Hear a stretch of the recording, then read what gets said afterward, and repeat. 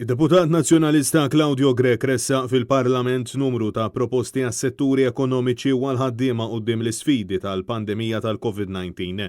Fid-dibattitu parlamentari dwar il-Ministeru għall-Ekonomija, Claudio Grech qal li dan huwa budget li qed isir fi żminijiet straordinarji u sostna li s-sitwazzjoni mhux faċli iżda komplessa kemm qabel il-COVID kif ukoll minħabba l-fatturi li effettwa wara l-pandemija.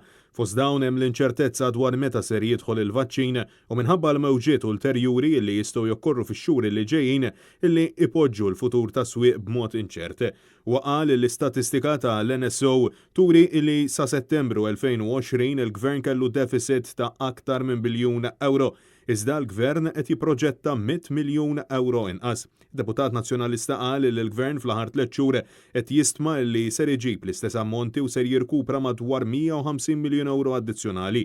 Ma fil-waqt li stqar li l-Ministru tal-Finanzi għandu jispjega minn fejn ġejjin dawn iċ-ċifri meta l-ekonomija, il-konsum u t-turiżmu jinsabu fl-istati li jinsabu fih. Ma fil-waqt li d-Deputat Nazzjonalista Kristi De Bono qalet li f'dan il-moment in-negozji żgħar għandhom jingħataw injezzjoni ta' aktar appoġġ. Saħqet li fattura ewlieni li jxekkel pjan fit-tul ta' negozjant l-inċertezza wieħed mill-akbar għadu tal-ekonomija tal-pajjiż u Malta hija mifnija biha minħabba l-pandemija. Kristi De Bono qalet li aktar minn qatt qabel in-negozji jridu jiġu konsultati u jingħataw komfort dwar il-miżuri li jkunu ser jittieħdu.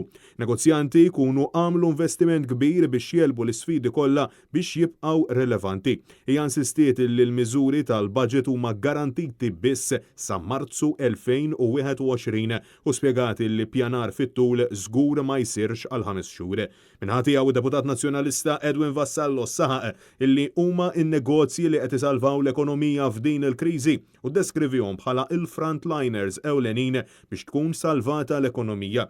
Wasosna li l-Gvern irid jieħu l-krettu li qed isalva l-pajjiż meta huma s-sidien u l-ħaddiema stess li qed jieħdu r-riski.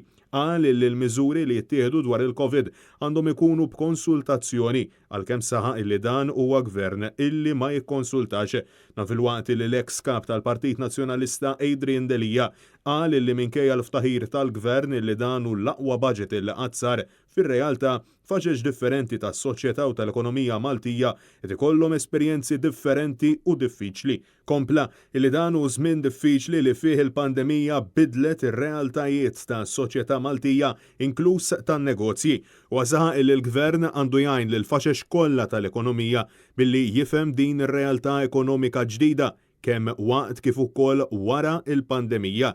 Kompla li l-gvern għandu jkollu l-boxla soċjali u l-moralità f'dan il-mument diffiċli illi qatt ma kien hawn bħalu qabel.